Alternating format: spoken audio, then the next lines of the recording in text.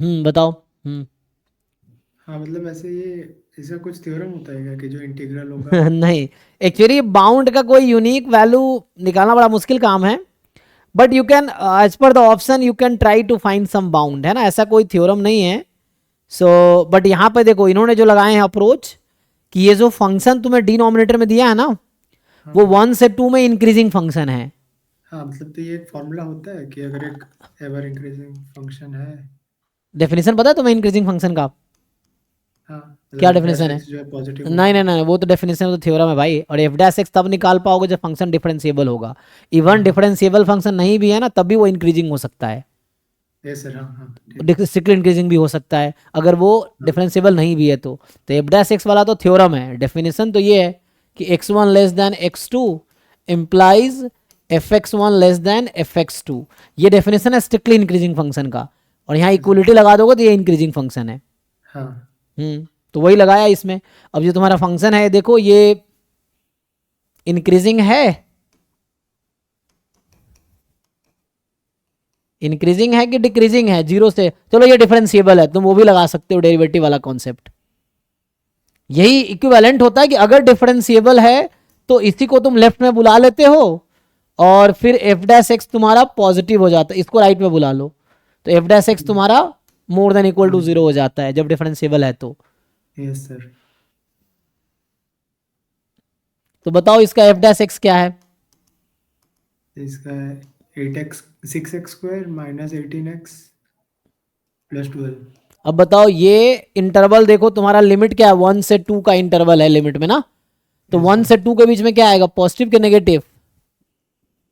One f dash x greater than equal to zero ही रहेगा।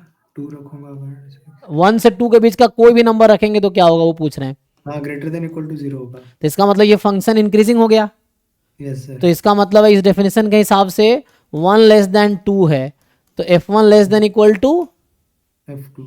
हाँ, तो वही उसने किया है देखो। और ये फंक्शन इंक्रीजिंग, इसका मतलब जो आई है ना, वो F1 और F2 के बीच होगा, क्योंकि x आर्बिट्री कहाँ पे है, 1 2 के बीच है। 1 2 में। यस तो सर। एफ एक्स जो होगा, ये समझो कि मैं ऐसा लिख रहा हूँ ना, अगर मैं ऐसा लिखता कि x इज बिटवीन 1 and 2, जो कि इंटीग्रेशन में है, तो यस सर। इसका मतलब है F x between F1 and F2 because of definition of increasing function. अच्छा उससे हो गया। फिर हाँ, इंटीग्रल का साइन ऐड हो गया। इससे, हाँ, अब दोनों तरफ इंटीग्रल लगा के रेसिप्रोकल करके उसने कर दिया होगा, है ना। हाँ मतलब ये एक्चुअली 1 से 2 था इसलिए ऐसा हो गया ना, क्योंकि दोनों तरफ इंटीग्रल लगाएंगे तो भी F1 F2 ही रहेगा। हाँ एग्जैक्टली exactly, क्योंकि 1 से 2 ये- इसलिए है क्योंकि इंटीग्रल में लिमिट 1 से 2 है। हाँ ऐसे डोमेन, यूनिवर्सल थ्योरम नहीं है कुछ ऐसा। नहीं, जो लिमिट होगा उसके अकॉर्डिंग आएगा। Okay okay sir. हम्म अच्छा सर, अगर वो नहीं करते तो हम लोग इसको लाइक वैसे कर सकते हैं क्या कि कुछ हम्म भी ले ले इंटरवल की, ये जो भी फंक्शन है ग्रेटर देन माइनस मतलब अलग अलग फंक्शन बना के करना होता है क्या फिर इसको। हाँ, उसमें फिर कई बार बाउंड ढूंढना पड़ता है, तो वो तुम्हें प्रैक्टिस समझ आए क्या अप्रोच ठीक रहेगा। हम्म तो यहाँ पे ये अप्रोच है एक्चुअली। तो इधर फंक्शन इसको लिया हूँ, उसने जो ऑप्शन में लिया है, ऑप्शन में नहीं क्या वो भी लिया? आया था, मतलब 1 बाय होके रहेगा वो भी। इंक्रीजिंग ही आया था, मैं कर चुका उसको। हाँ अच्छा, उस तरह से ठीक है, हाँ, 1 बाई करके वो करोगे तो 1/√2 और वो लेके कुछ ऐसा है ना। Yes sir.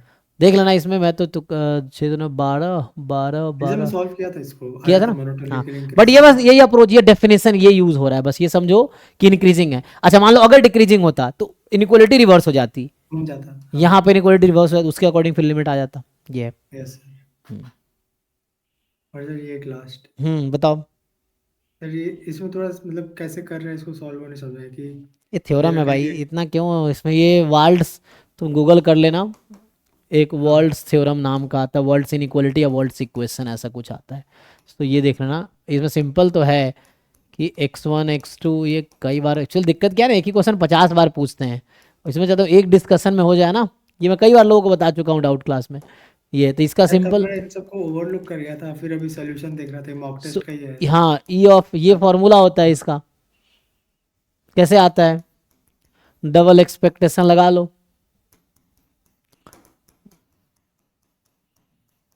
ऐसा कर सकते हैं।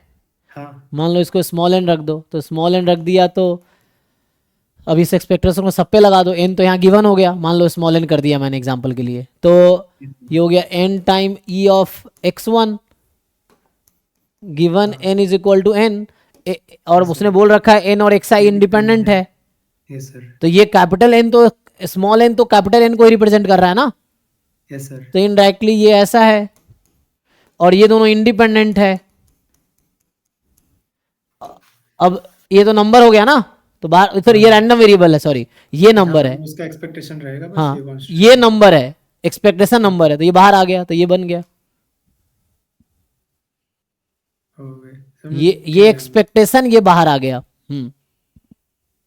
नंबर है, ये के है मान लो कांस्टेंट, एन रैंडम वेरिएबल है, एन रैंडम वेरिएबल दे रखा है ना, तो एन हाँ रैंडम सर, हो गया, तो इसको पुट कर लो, तुम्हें ई एक्स वन भी पता है, ई एन भी पता है, पुट कर लो, ठीक है। Yes sir.